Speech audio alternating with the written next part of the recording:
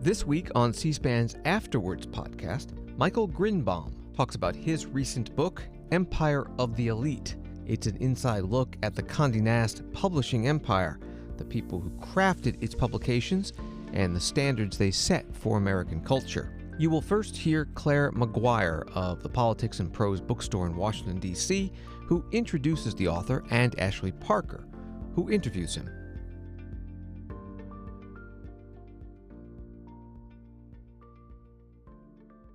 Think back to the moment you first saw democracy in action. Was it through your history teacher, a neighborhood activist, or a family friend who stood up for what's right? This summer, honor your own democracy hero on C-SPAN's Democracy Hero Wall, and Fuel America 250 as we tell the story of America through unfiltered expert panels, live Revolutionary War reenactments, and profiles of our founders. Make a $25 gift or more by August 31st at cspan.org/donate, and we'll send you our exclusive Democracy Unfiltered decal. Keep history alive with your support. Head to cspan.org/donate now. Thank you. Tonight, we are very excited to welcome Michael Grynbaum to talk about his book, Empire of the Elite. For decades, Condé Nast and its glittering magazines defined how to live the good life in America.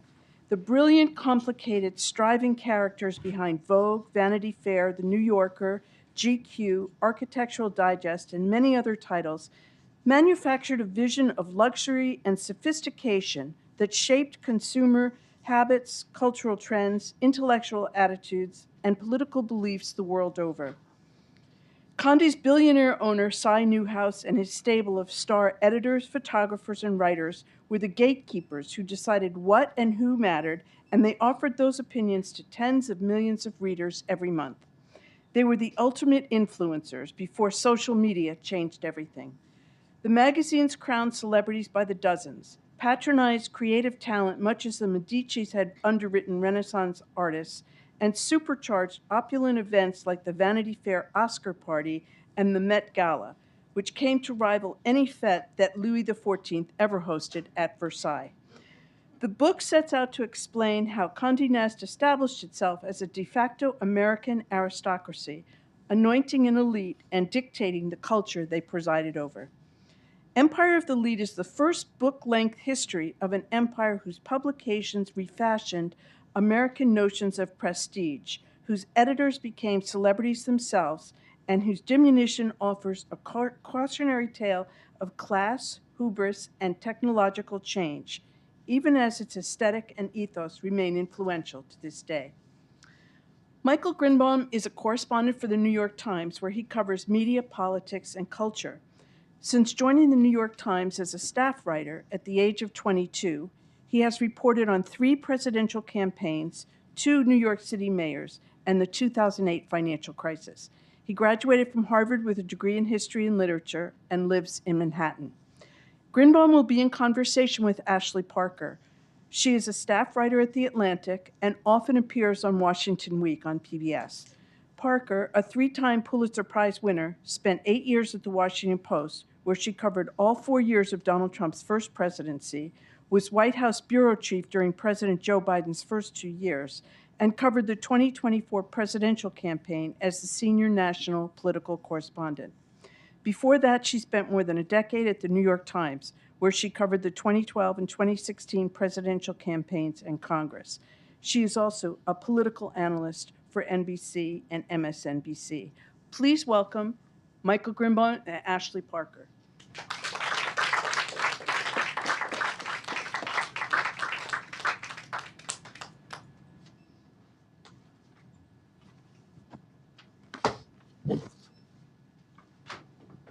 Hi.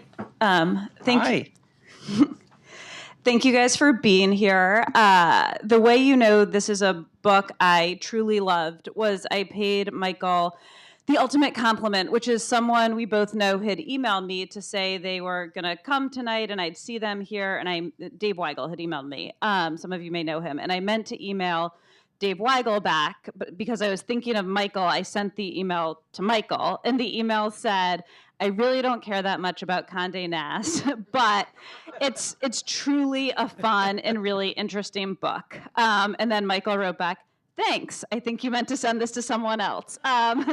But it's true. It's such a good book. It's filled with all of these juicy anecdotes and gossip. And there's a part of me that just wants to sit here and use our hour and say, tell me the elephant story. Tell me the gondola story. And we will get to those. But I first wanted to ask you, how did this book come to be? Because I feel like sometimes for nonfiction books, there's either something very obvious like a political campaign, or there's a magazine piece or an essay you write and you feel like, you know what, that should be a book. And frankly, often it shouldn't. But how did you come onto this?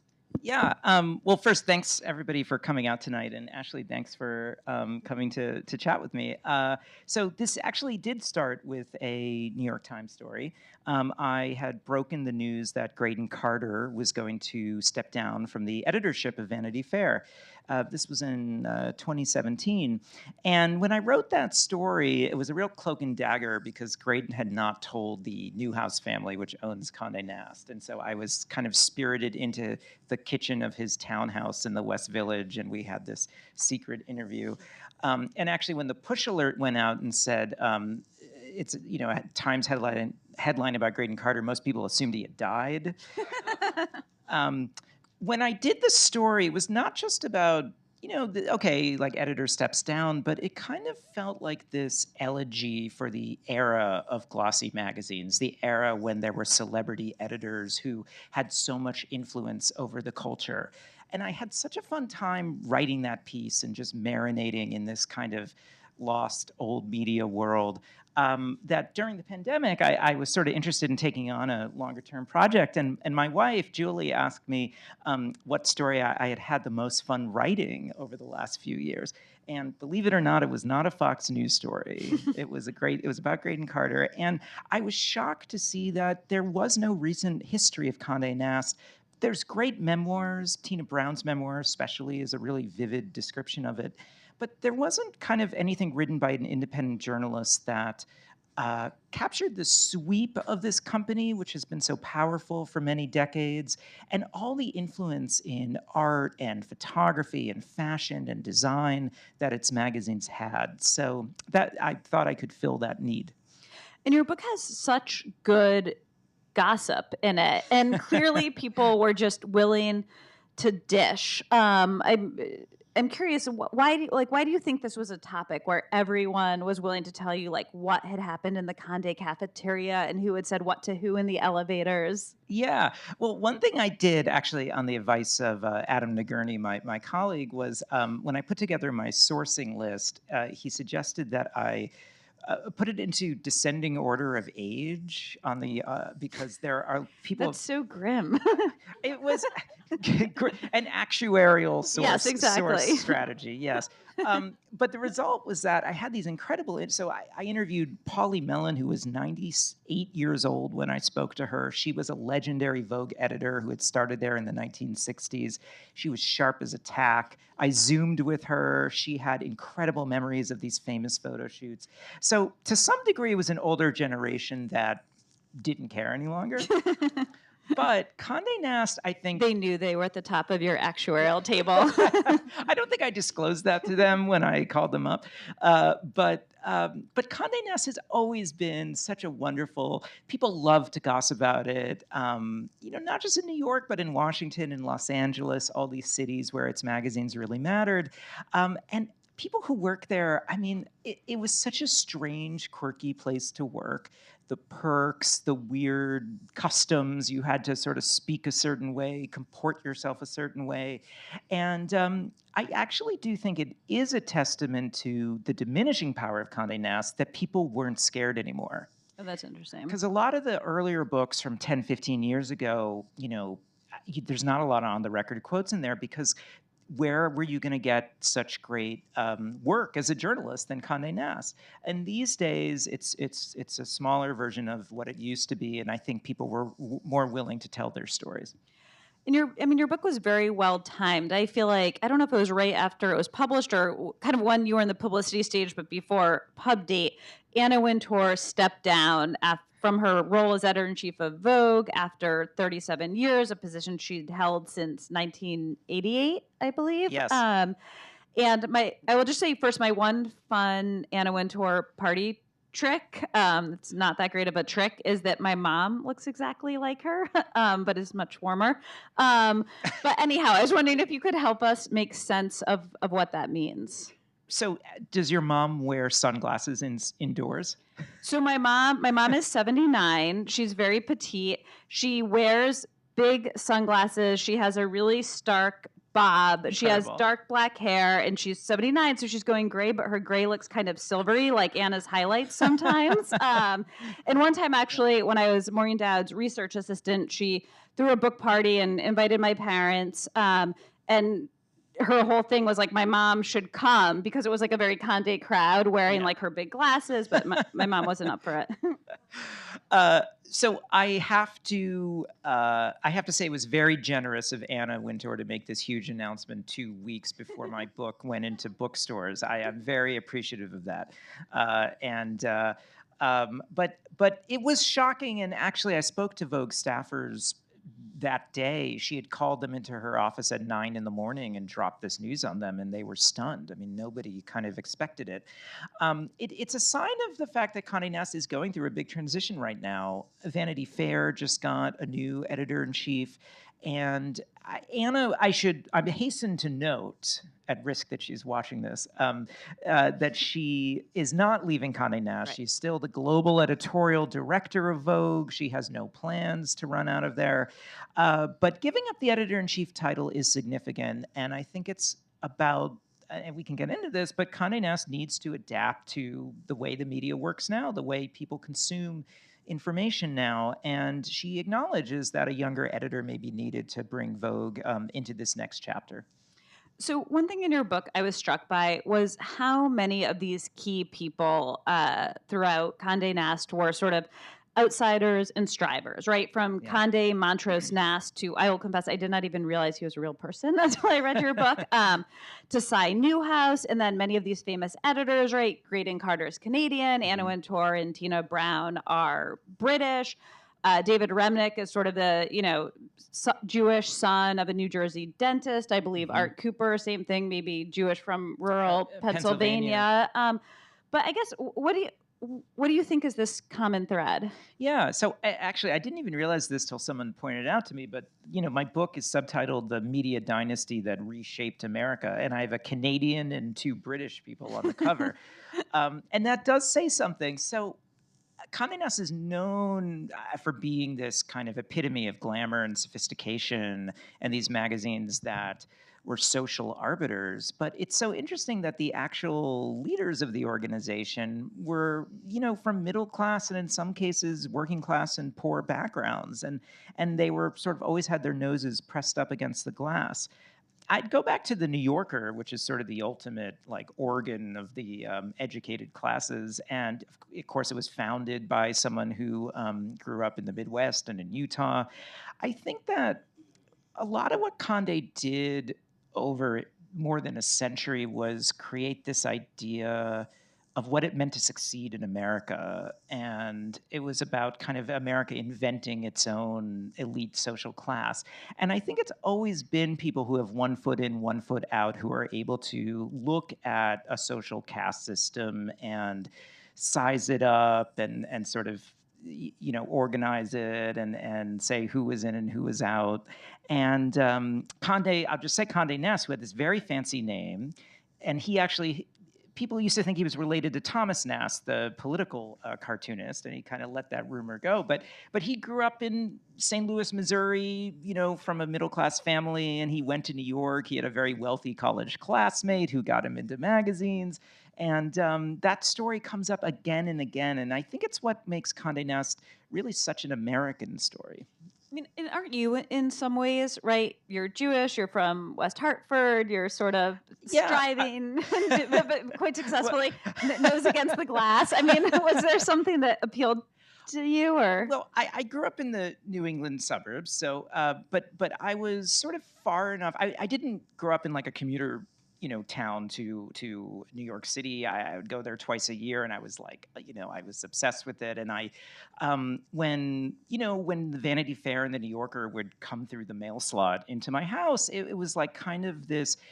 It was kind of bringing this sophisticated life that was out there in New York and LA and London and Paris, and it was all packaged for you in this beautiful, beautifully photographed, beautifully written object. And I think it also made me think that being a writer could be cool. It is cool. It's true. Like Vanity Fair always had these glamour pictures of the writers in the front of the book, the contributors, and it would be like, like Todd Purdom, who is our former colleague at the New York Times and is a brilliant guy, but also very tweety, I would say. And there'd be like an amazing Annie Leibovitz photograph of him looking very handsome. And like Todd traveled to Monte Carlo for 3 weeks to discover the secrets of the casino. And I was like, wow, like I can write, and this was what I could do with, So it was very inspiring. And in your book, you sort of argue that Condé Nast is one of these great American cultural institutions, not unlike the studio system in Hollywood in the 1930s. I guess for the people who'd say like it's a bunch of elitist, glossy magazines. What is your counterpoint? Yeah. There's a book actually I'd recommend. It's called An Empire of Their Own, and it's sort of a group biography of the Jewish studio moguls who moved to Los Angeles and created Hollywood. And it was one of kind of my inspirations for this book because these were Jewish businessmen who really couldn't get traction in the East Coast, which was kind of waspier, and they go to LA and they sort of create this cultural empire. And if you think about the films from the studio system, like in the 30s, I don't know, Fred Astaire dancing in Newport. It was almost this vision of WASP splendor that was like created by these Jewish outsiders, and then it was beamed out around the country, and it kind of created this image of what the high life was. And to me, that's very much what Condé Nast did at its peak. Cy Newhouse, the family that the Newhouse family purchased Condé Nast in 1959. They were very wealthy, but they owned these newspapers in kind of second-tier markets.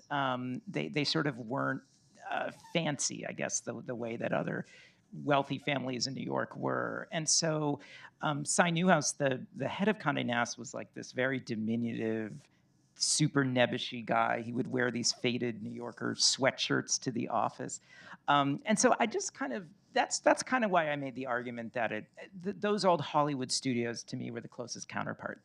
And I also want to talk about the role of gatekeepers. I mean, I think by the end of this discussion, I want to talk about how Condé Nast ultimately relinquished that role and kind of gets subsumed by what it created.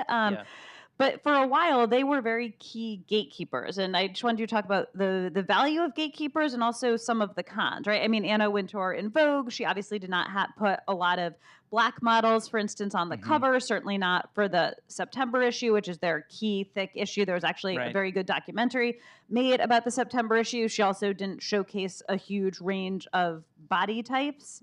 I remain outraged. I have never seen my body type in the pages of Vogue, but talk about the pros and cons of gatekeeping. And I think you'll see if you do read the book, it's a warts and all portrait of this institution. And like many of these institutions, old media of the 20th century, it was hugely flawed in lots of ways. It excluded certain voices. In the case of Vogue, a very visual magazine, certain body types.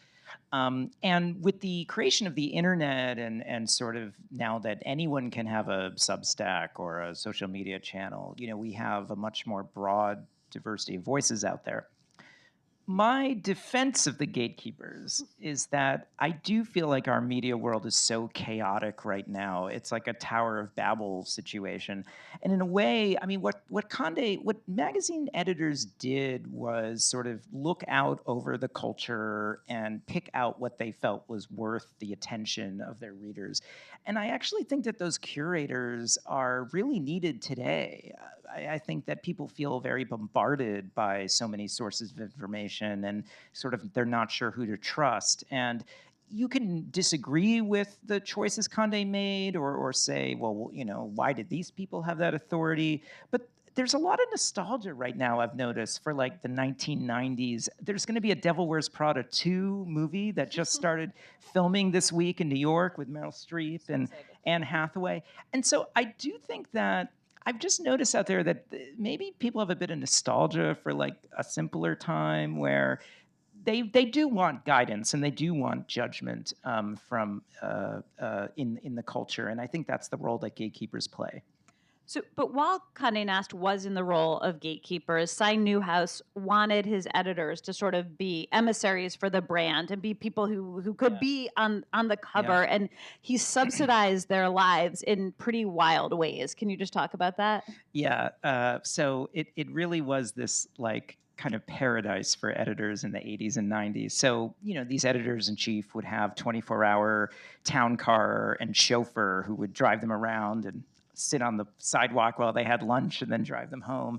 One of my favorite details was that writers for Vanity Fair in the 80s, if they were going on a long business trip, they could FedEx their luggage ahead of time to the hotel so that they didn't have to take it on the plane with them. I haven't tried that at the Times. I think it might get rejected. And then the most lavish perk were these interest-free mortgages that for Graydon Carter and Tina Brown, the company would actually buy them, pay the mortgage on like a West Village townhouse because they were meant to entertain there and they were supposed to live a life that was commensurate with the lifestyle that was in the pages of the magazine. And a lot of people look at this and think, wow, this is utterly wasteful and extravagant. And by the way, Condé Nast, it wasn't losing money, but it made a lot less money than like Hearst and Time Life and the other big publishers. But Condé Nast was about image. It was about a mystique. And the whole appeal, I think, for readers and for advertisers was that this company represented like the most luxurious world. And so that's why they did all that. C-SPAN's Afterwords podcast continues in a moment. Now back to C-SPAN's Afterwords podcast. So that's the subsidizing of the lifestyle, but just the pure, and I have done some good expense accounts in my life, as have you. But can you just talk about now the next corollary, which is the crazy expenses that writers were able to submit? Oh, yeah. Well, there was a photographer who was shooting Mother Teresa in Calcutta, and he was doing this for the New Yorker, and he had flown there with like an assistant. And it's a long story, but they had to stake out Mother Teresa, which I also that's a fun assignment to have. That's very journalistic, though. She apparently was very Garbo-esque, like she didn't want to be photographed. And so they're sitting there they're in Calcutta, it's very hot, and they're sitting there under the shade of a tree, and a monkey clambers down the branch, reaches down into the pocket of the photographer and takes away the envelope with all the cash that they had to pay for all their expenses on the trip. And the monkey runs off, and they're like, oh my God. So he writes a fax back to Condé headquarters in New York. He draws a doodle of the monkey and says, we have no money left. And they wired back over like another $10,000 or something for them too. So there's two more I'm going to ask you to tell. This one is my personal favorite. As I mentioned, my first job, I was Maureen Dowd's research assistant. She was a wonderful boss, but I have like a soft spot for assistant stories. So can you talk about what happened when Graydon Carter, he is in Venice and they're debuting this new magazine Portfolio, right? And there's only like 9 copies, and every editor who has one is told, like, guard this with your life, and Graydon promptly loses it. So the assistant in this story, if any of you read Puck, the newsletter service, he's now the head of Puck. So he survived this incident. Well, he performed so well. So Graydon, he's just landed in Venice to assist Graydon Carter on this trip, and Graydon calls and said, I lost this magazine. You've got 6 hours to find it. It's in a boat. That's all the instruction. So speaking of cash, if you were an assistant to a Condé editor, you would travel with like thousands of euros on you just for this very purpose. So he went to the gondolier at the Hotel Cipriani and bribed him with 1,500 euros to take him to like the parking lot for boats in Venice, where he then bribed another clerk with 1,000 euros to like rummage through the lost and found, and eventually retrieve the magazine, brings it back to Graydon, drops it off. And when I asked Graydon about this incident, he was like, I've never heard that story before, because I realized all he did was call his assistant and say, I lost it, I need it. Then he opened his hotel door, got the magazine, and that was it. And then the last one, and I think this kind of brings us to the cautionary tale of the excesses, involves portfolio again, and an elephant. Yes. So Portfolio was sort of the last great magazine launch. It began in 2007. Even at that time, the writing was on the wall that print media and advertising was declining. But the company splashed out about $100 million on this magazine. They paid Tom Wolfe $12 a word to write an essay. And there was a story about the J.P. Morgan credit derivatives desk. The point was, the headline said, "The elephant in the room." So the photo editor said, well, let's get an elephant for the photo shoot. So they spent $35,000 to rent an elephant, which was trucked down into New York City. They did this photograph of like the elephant kind of like scaring this office worker. And the shoot was 2 weeks before Lehman Brothers collapsed. And the editor of Portfolio, who I talked to, kind of like claimed she had no idea that this had happened and said, "Oh, I didn't authorize that." But they weren't just like photoshopping an elephant. Yeah, it seems like a Photoshop. You might be like a B-roll you could get of an elephant for that, but. So we know each other because we worked originally at the New York Times together, but we really got to know each other when we were assigned a story no one else wanted. And I think I see Bill Brink, who I think may have edited that story, sitting here. Hi, Bill. A story no one else wanted to do in the summer of 2016 in July, because very few people, and to be clear, I had a firsthand view at the New York Times, but this was not unique to the New York Times because no one was taking Donald Trump seriously. And it was a story about how The Apprentice sort of helped create Donald Trump, explained his approach to the campaign, who he became as a candidate in preparation for this. I went back and read it, and it's utterly perfect. No notes, if I do say so myself. It really stands up. Yes. Put our names into Google, you'll find it. Yeah. But in our story, we kind of make the argument that Donald Trump is a creation of, and for people who don't like him, they could blame Mark Burnett, the creator of The Apprentice, or Jeff Zucker, not just because Jeff put him on CNN all the time, but in fact, Jeff was at NBC when they acquired The Apprentice. And despite saying our story still holds up, you actually make a different argument in your book that Condé Nast, even before, can be credited or blamed, depending on your politics, for the rise of Donald Trump as this sort of larger-than-life character. I came across this origin story for The Art of the Deal, Trump's famous book, and this is kind of one of those things where you see how all the cultural cross currents pass through Condé Nast. So Cy Newhouse, who was the billionaire owner of the company, his best friend from childhood was Roy Cohn. They had gone to high school together at Horace Mann in the Bronx. They actually carpooled from the Upper East Side. And Condé Nast was known as this very progressive, culturally forward company, and a lot of people didn't know about this friendship. So I have no doubt that Cy Newhouse, Roy Cohn, and Donald Trump hung out together in the late 70s, 80s. Roy Cohn used to have these birthday parties at Studio 54, where I think Trump often went. And in 1984, there was a cover story about Donald Trump in GQ magazine, big profile of this, boisterous Araviste real estate developer. The story was written by Graydon Carter, who was a freelance writer, and the issue sold like gangbusters, huge sales. Cy Newhouse sees the numbers, and he goes to Random House, which was the publisher that he'd recently purchased, and said, I want to assign a book. I think this guy should write a book.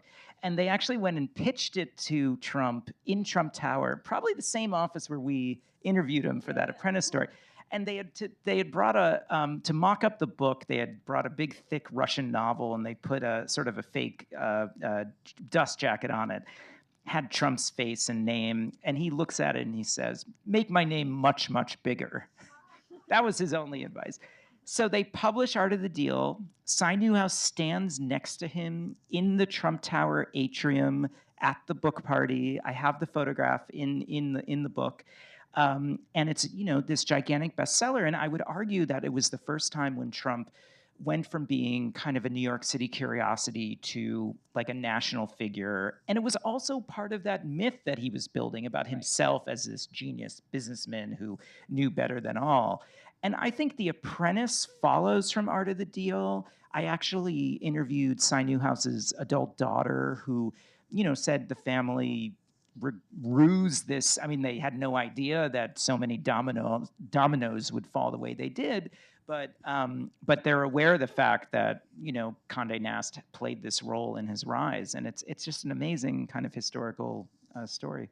Yeah, and then he would also appear periodically, fairly frequently, in any number of their magazines and their publications, not always in flattering terms, but he was a presence. And there's a certain irony now, of course, that MAGA sort of is furious with Vogue for never putting Melania on the cover. Was that just an Anna decision that Trump's politics were so distasteful to her, or why was Melania, who is a model, right? She's like our only model first lady, who didn't make it onto the cover? Yeah, it's true. And by the way, I grew up assuming that first ladies had always been on the cover of Vogue. Anna Wintour actually pioneered that. Hillary Clinton was the first first lady who ever was on the cover of the magazine, and she kind of brought that in. So Melania, the story goes that shortly after Trump was elected in 2016, Vogue did have a conversation with Melania, but they weren't willing to guarantee her the cover. And Melania's staff said, forget it, like we refuse to do this. And then since then, Anna Wintour has denounced Donald Trump. I mean, she's a big Democratic fundraiser as well, but she said that she won't invite him back to the Met Gala, the big Vogue event every year. Which by the way, Donald proposed to Melania on the red carpet of the Met Gala, basically taking advantage of the Vogue Condé Nast PR machine to make his own marriage proposal into a spectacle. So there is this kind of symbiosis you see between them. And Anna is a political figure in her own way. I was talking to a prominent Democrat very recently, not in preparation for this, and this somehow Anna came up, and this person was saying, look, she knows nothing about politics, but she's a total crusher, right? If you tell her you need these 7 people to give this amount of money, she will make it happen, right? She will twist arms, she will get the venue, she's sort of just this behind the scenes soldier when it comes to Democratic politics, at least now is how it was described to me. So I'm curious, is that your sense of her? Is she sort of political in her own way? Yeah, one thing I think you'll find in the book is, and I really had to learn a lot about Anna Wintour when I was reporting this, and as well as being a great stylist and visual thinker, she's an incredible businesswoman. And I think you'll see that her success at Vogue is actually, if you think about Vogue as a brand and how it has such recognition around the world and how she's kept it going all these years. She's sort of like a CEO in that sense. Yeah. It's that efficiency and intensity that has made her a good fundraiser. She co-hosted, Joe Biden had a big, not the famous George Clooney LA fundraiser, but prior to that, there was a Radio City Music Hall fundraiser that I think Stephen Colbert spoke at, and Anna co-organized it. She did a march through Midtown Manhattan with Jill. I think she has become more politically involved and also embraced by a certain Democratic fundraising establishment. And she also just knows everyone. I mean, she just has connections in every industry. And when she picks up the phone, people can't say no to her. Yeah, I think that's what this Democrat was describing to me in a certain way. I think that's definitely true. So I feel like we can't talk about a Condé book without talking about The New Yorker. Very briefly, why was it such a big scandal when Condé first acquired The New Yorker? Yeah, when I look back, I think there were 2 front-page New York Times stories when this all happened. It was like such a scandal in literary New York City. The New Yorker, a beloved institution under William Shawn, had been starting to lose money. I mean, it was kind of gotten stale by the mid-1980s. And when Cy Newhouse bought it, it was seen as this Philistine who, ran women's magazines and these shallow, glossy things, and he was going to now take over this treasure of American journalism. And the truth is, Cy Newhouse he had worshipped the New Yorker his entire life. I mean, he loved the magazine. It's true, though, that he felt that he needed to sell more ads in it and it had to feel a little more modern. And there were a lot of New Yorker writers who quit in outrage, including Lillian Ross, who was the mistress of William Shawn. She attempted to get the writers to, on Cy Newhouse's first visit to the office, surround him and chant shame, shame to him when he walked in, a plan that did not come to fruition. But you will find in the book... But did later in Game of Thrones. Right? Yes, yeah. right, yes, that was based on that incident. Yeah. You will find in the book that William Shawn, who then was ousted, and Lillian quit. She later came back, by the way, to work for Tina Brown and spent another 10, 15 years there. But she and William Shawn wrote a screenplay about a famous literary magazine that's taken over by a crass businessman, which has never been published before. And I have some choice excerpts from it in the book. It's a fun artifact. And then there's another moment when in the early 90s, I think, when Graydon Carter thinks he is going to get the New Yorker, that he is going to become the editor of the New Yorker, and he receives a very cryptic call from Anna Wintour. Tell us about that. So nowadays, and for those of you who've read Graydon Carter's memoir, he doesn't have kind words for Anna Wintour, but they used to be quite friendly, and Anna actually hired him to work for Vogue before he even went to Vanity Fair. So in 1992, Cy Newhouse wanted a new editor for The New Yorker, and by Graydon's account, he offered him the job. And then the day that the announcement was supposed to happen, Anna calls Graydon and says, "You're going to get Vanity Fair." And he goes, "What?" And she said, "Act surprised when they call you," and hung up the phone. But I feel like in your book, I remember it being a little different. That she says, tell me if I'm wrong. I'm probably wrong. You've probably read it more recently. It was more like she calls and she says, "It's not that one, it's the other one." Act surprised. She doesn't even say which one it is. Yeah, I think she can be disorienting on the telephone. This is a disputed account because Tina Brown, who did take the New Yorker job in 1992, says that she had been talking about it with Cy for years and she was always going to take it. And the two of them are at loggerheads about what exactly transpired. So it's kind of one of these legendary moments in magazines. Which then brings us to the Tina Brown era of The New Yorker. And I believe she once said, quote, "Our job is to make the sexy serious and the serious sexy." And in many ways, she sort of perfected what is now very commonplace, but this mix of the high and the low. And, at my house now, we subscribe to 4 magazines. We get The Washingtonian, The Atlantic, which I subscribed to a couple of years before I started working there, New York, and The New Yorker. But we get The New Yorker, that's like the one my husband really insists on. And sometimes, if I'm being honest, again, this is more a reflection of me than The New Yorker, it feels a little dutiful. But when Tina Brown made it sort of highbrow, lowbrow, and I would argue eminently readable, at the time, it got a ton of criticism. Was she just too ahead of her time, or is that not what The New Yorker can or should be? No, I think, first of all, there was a lot of sexism directed against Tina Brown when she took it over. There were like these cartoonists drew Eustace Tilley in a dress or something like that. I mean, they saw her as this, lowbrow Vanity Fair editor. But what she did was actually, first of all, she hired incredible writers, many of whom you probably still read today, Anthony Lane and Adam Gopnik and Canaletta and others who were there. But she, for instance, she covered the O.J. Simpson trial. And in fact, they broke news in the magazine. They broke news about the defense strategy. And, at the time, I mean, that was sort of seen as this tabloid story. And also the New Yorker was known for these 10,000-word stories about grain that would take 9 months to write, and it had no peg to the news. One time, they refused to run a profile of a celebrity because their movie was coming out in proximity to the piece, and they didn't want to appear promotional. It was Mel Brooks, actually. So Tina she took a place that was cobwebbed and shook it back to life and really made it much more relevant in what we now call the news cycle.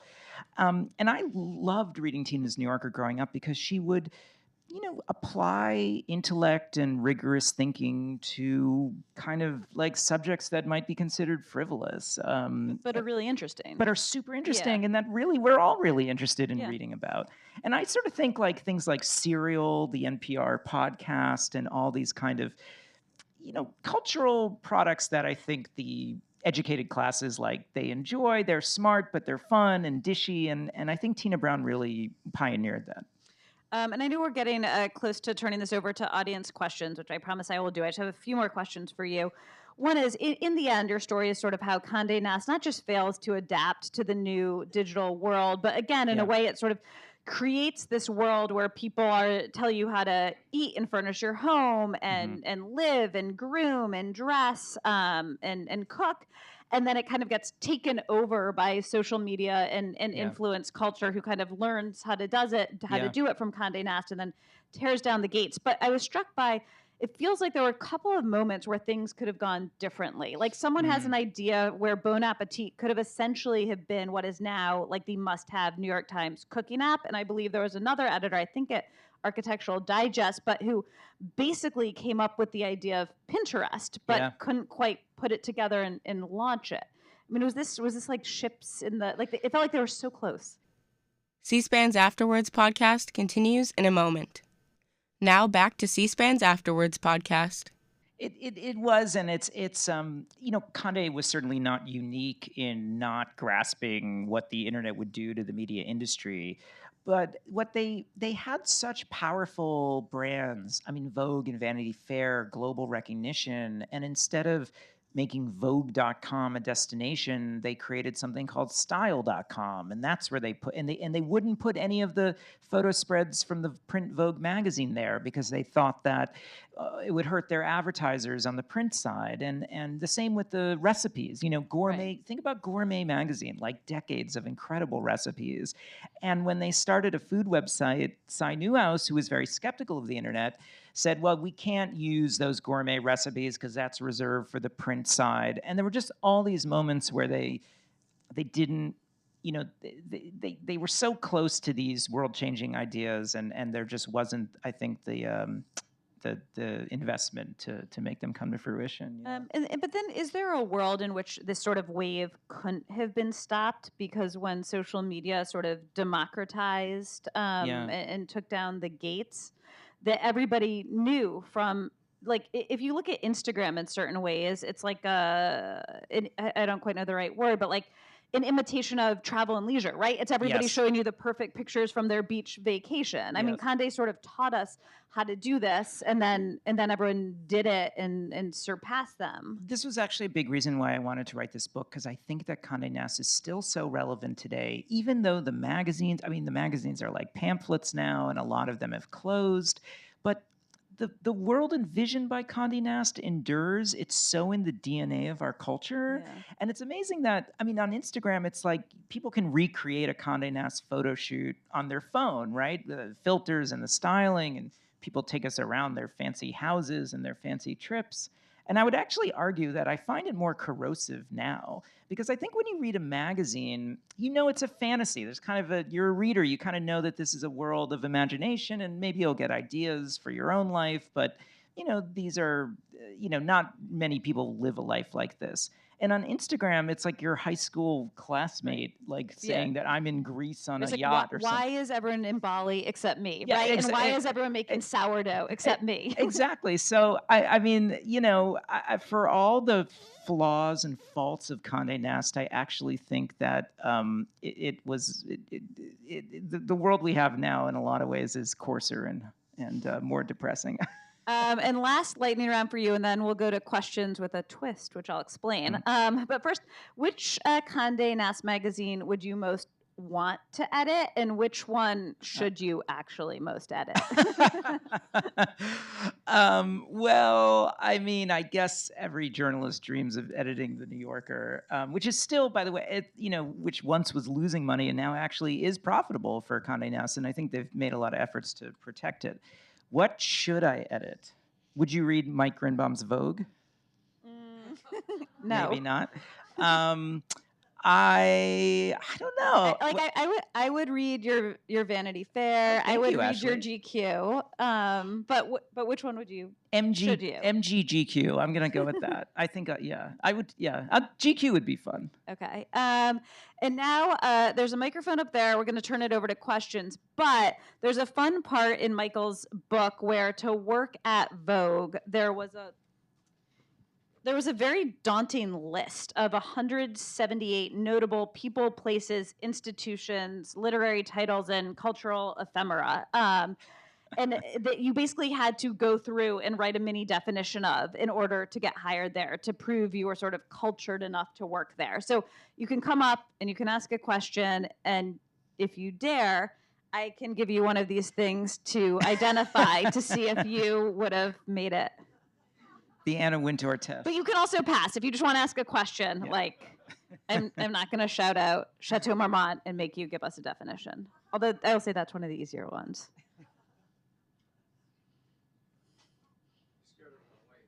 I said you can pass. I was curious if there was like a court favorite for Cy Newhouse. In reading like Tina Brown's book versus Graydon Carter's, she's a lot more critical of him, and Graydon just has so much admiration for him and kind of viewed him as a second father. Was Graydon the court favorite, or was it someone else? Yeah, great question. I think Graydon and Anna were Cy. I think there was a bit of father-son thing going on with Graydon and Cy, and they both had a love of old Hollywood. And remember, we didn't even talk about the Vanity Fair Oscar party, which Graydon created, and Cy used to love going out there and meeting old celebrities. Tina Brown, left in sort of this abrupt fashion, essentially because all the perks that I write about, it was in lieu of any actual financial control. So these editors were, creating millions of dollars in value for the company, but Cy Newhouse never let them have any sort of equity or any sort of like piece of the magazines. So Tina got really frustrated with that, and it's why she left to go start Talk magazine with Harvey Weinstein as her backer, and unfortunately that didn't pan out. But I like the way you said court, because that is how this company was run. Cy was the Sun King, and this, everyone was coward and knew that he could wake up one day and, decide he needed somebody new in charge. And so everyone worked there at the pleasure of Cy Newhouse, and there was a very monarchical system that developed. And do you want to? Oh, sure. Okay. Let's go Anthony Kiedis. Oh. Pass. Sorry. He's the lead singer of the Red Hot Chili Peppers. Okay. Yeah. This is a list from 1994, by the way, so just for context. Thank you. I think I'll be displaying enough ignorance as it is, so I'll begin with pass. Okay. Fair. I'm curious about how Cy Newhouse and Condé exert influence on the editors and on the magazines, kind of in a day-to-day, week-to-week fashion, as opposed to just selecting them in the first place. Is there a kind of a subtle method, or do they, speak and he, tells them what he really thinks?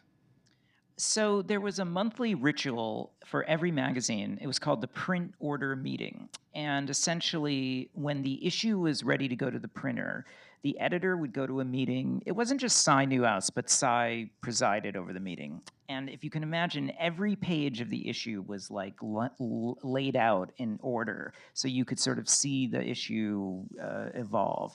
And Cy would sort of stand there and go through it and comment, and he might say, well, this photo spread needs a little zhuzhing up, or, this and that. And so it was always at the end of the process. I mean, he was, in fact, very, very, very infrequently did I ever hear that he called them and said, I want you to write about this person. Right. And a lot of times they would write about friends of Cy thinking he would want it. So that was, but that was maybe the main way that they would communicate. Right, thanks. It sounds like it was more a little more hands-on than I thought it might be. But There were also lunches at the Four Seasons where Sy would casually ask about what's going on, and the editors would get very nervous. So, there were subtle signals like that. Hi. Hi. Hi. Hi. I can confirm your Melania stories. Oh, good. Except there is one about that Donald Trump was mad. There was a spread in Vanity Fair where she was in a gold bikini and pregnant and coming down the back of the jet. And Trump was mad because he's in the sports car also in the picture, but you can't see him. He's there as the driver. Anyway, I'll send it to you. It's really funny. So my question, you talked a lot about gatekeeping and how do we edit what we should believe? Is it just our friends in Greece? Like, there was an aspirational quality to these magazines that I can't find really anywhere anymore.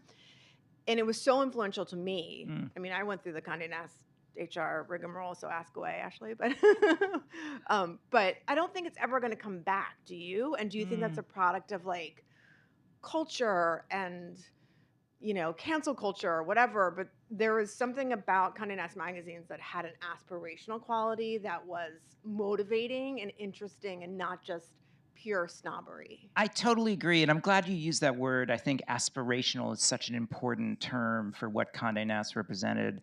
And by the way, we talk about, of course, print media was hurt by the internet, but the culture changed after 2008, where exclusivity and privilege, which were kind of what it was the blood of Condé Nast, and that became, vulgar or sort of like frowned upon. And so it used to be that Condé would say, well, look at look how this aristocrat lives, like in this splendorous way. And, and it wasn't, for some reason, it wasn't like kind of an enviness or an envy. It was kind of like, oh, here's ideas where I could have make my life a little more delightful and a little more kind of fun.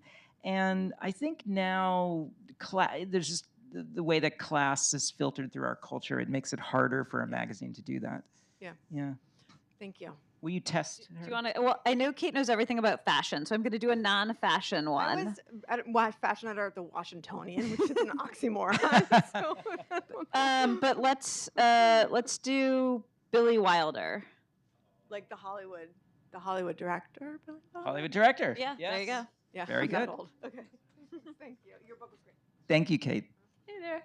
I'm curious how you think Condé Nast affected other magazines. I've been at Smithsonian Magazine for 10 years, and I was at The Atlantic for 10 years, but before you came. And in some ways, I feel like both those magazines kind of tried to distinguish themselves from, but I'm surely they were influenced by it too. So I'm curious what your thoughts are on that. Yeah, I think some places did find it useful to be distinctive from it. But I would say Esquire magazine, when GQ took off in the 1980s, became a huge hit. And what GQ did was it was a fashion magazine for men, but they started putting in like bikini models, and they would hire John Updike to write about like grooming and cufflinks. And Esquire, there's some statistic where they never had celebrities on the cover, and then after Vanity Fair and GQ, they started every single month there was a celebrity on there. By the way, the New York Times Styles section, which dates only to 1991, was really created as a reaction to the popularity of Vanity Fair and other imitators, because they felt like their audience now wanted a lifestyle journalism and trend journalism the way that Vanity Fair did.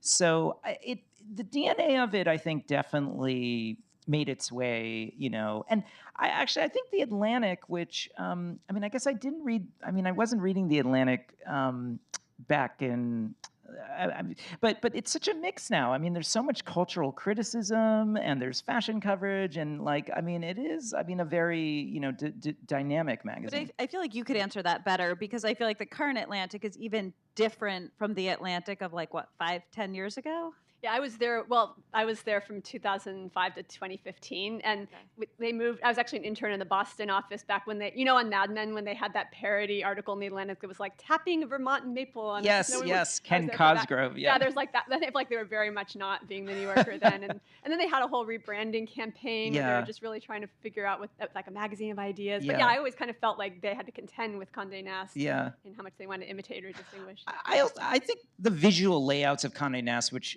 you'll see some examples in the book, but also like the way they did, the way they did text and type and photos. I think that also had a pretty big impact too. So I do think we live in the world that Condé Nast created for us. And do you want a question? Do you have any more on 90s rock stars? I'm going to do the Raleigh.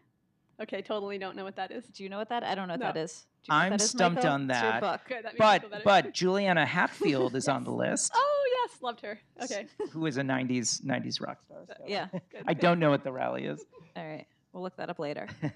Hi. So how did you get that Graydon Carter scoop? How do you go about getting your stuff? Oh, yeah, it's probably my favorite scoop. Well, I'm a media reporter for the New York Times in my day job. So I had, written about the magazine industry, and I'd gotten to know Graydon.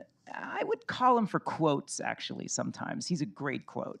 And especially with Trump, when Trump started rising again, Graydon loved talking about their rivalry. Graydon Carter coined the phrase short-fingered vulgarian about Trump back in the 80s at Spy Magazine. So I think I used to sort of talk with him, and then when he decided that he was going to leave, this is quite funny, he had an elaborate choreography planned for his departure. And internally at Vanity Fair, they referred to it as Operation London Bridge, which is what the British royal family had called the plan for when Queen Elizabeth died. So Condé had a very high image of it, of its importance. I actually had to keep the story secret even from some of my editors. The editor who edited that story, Bill Brink, is here in the audience, and he will recall that we could only tell. I think we only told like 3 or 4 people in the paper, and it was it was like a state secret. Oh, because at that point it was in the system, and we thought it was we just thought it would leak out if it went to too wide a circle, and then we gradually expanded it. And so, how did you guys pitch it for A1? I think our department head knew about it. Okay. Now you're straining my memory, but it worked out nicely in the end. Okay. So. So are you saying it came from your just visits with Graydon himself? I think it was a relationship where I had, and this is true of a lot of scoops, you get to know someone through other more mundane stories. I probably had lunch with him a couple times. I think he knew that I cared a lot about magazines. I cared a lot about sort of the history of magazines and what he represented. So I was very fortunate, when it came time that he wanted to tell his story to the public about leaving, he thought that I would be someone who might, be able to do that. So did he like the way you did it? Well, he talked to me for the book, so I think he liked it. Yeah, I think he liked it. And do you want to? Well, yeah, but remember, I don't know anybody past Jerry Lee Lewis and Bob Dylan and the band. Okay, they're not, here, you choose one for her, Michael. No, don't even know anybody else except them who draw the stuff. They're really I think they're really tough. They're tough. Isadora Duncan? Oh, of course. Everybody knows there's Isadora Duncan. I'm not going to demonstrate, but yes. If anybody has a handy veil, they can do it for me. A great dancer, Isabella Duncan. Well, thank you very much for writing the book and taking the time. What was the role of Alexander Lieberman? Oh, I'm so glad you asked. Alexander Lieberman is an amazing figure who sadly has been mostly forgotten, and I write about him in the book. He was the creative director of Condé Nast for about 50 years, from the 50s through the 1990s. He was a Russian exile. His family fled Russia after the Bolshevik Revolution, and he was an incredible snob. He was an aesthete, an artist, a photographer, and he trained in Paris working at magazines and then came over to Condé Nast in the 1940s. There's a very famous Vogue cover of a woman in a swimsuit who's balancing a beach ball on her toes, and Alex drew that one day in the room, and he was noticed. And that was his breakthrough moment, and he ruled Condé Nast like a emperor. He was the one who told everybody to stay at the Ritz in Paris because that's where a refined person stayed. And he told Irving Penn to break 100 Baccarat crystal glasses to get the perfect photograph of the shards on the ground. And he was a great mentor to Anna Wintour, to Tina Brown. He was Cy Newhouse's tutor in how to kind of exist in society. And he's a fascinating, he died in the 1990s, and I hope that I've kind of done him justice in the book because I've tried to bring him back. And I'll recommend, just before we end, his daughter is the great writer Francine Duplessis Gray. She wrote a book called Them, T-H-E-M, that is a portrait of her. Alex was her stepfather, I'm sorry, I should say. Her mother was Tatiana Duplessis, who was a hat designer at Saks. And it is an amazing book about sort of New York high society in the 1950s. And Condé Nast was really his life's work. And it's very fitting that we were able to talk about him tonight. So thank you. Thank you guys all for being here. And Michael will be sitting up here signing your books if you want. Thank you so much. Thank you.